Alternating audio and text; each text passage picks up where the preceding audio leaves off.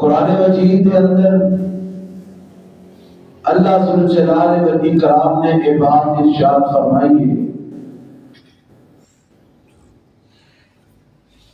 کہ اگر تسی کبیرہ گناہ تو بچو گے، کبیرہ گناہ تو اجتناب کرو گے تے صغیرہ گناہ اللہ اپنی رحمت دے نال معاف فرما دے گے۔ لیکن کبیرہ گناہ دی معافی بغیر توبہ تو نہیں ہونی، وہ دے واسطے توبہ شرط ہے۔ لیکن جو صغیرہ گناہ ہے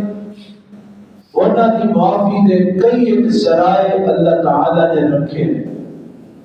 وضو کریا صغیرہ گناہ معاف ہو جاندے نے، نماز پڑھیا صغیرہ گناہ معاف ہوندے نے،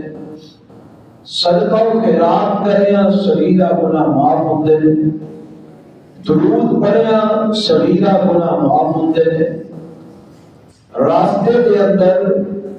کوئی تکلیف دے چیز کو اٹھا کے سائڈ تے کرن نال صغیرہ گناہ معاف ہوندے نے، کسی نال سلام دعا لین نال اور مصافحہ کرن نال صغیرہ گناہ رب معاف فرماندے نے، کسی دے نال اچھے اخلاق نال اور مسکراندیاں ہویا ملنا یہ نال اللہ صغیرہ گناہ معاف فرماندے نے۔ یعنی صغیرہ گناہ دی معافی دے اللہ نے کئی ذرائع رکھے ہیں، لیکن کبیرہ گناہ انہاں دی معافی اس وقت تک نہیں جب تک اللہ کو بندہ سچے دل نال توبہ نہ کرے۔ اللہ مینوں تانوں کبیرہ گناہ تو بچن دی توفیق عطا فرمائے،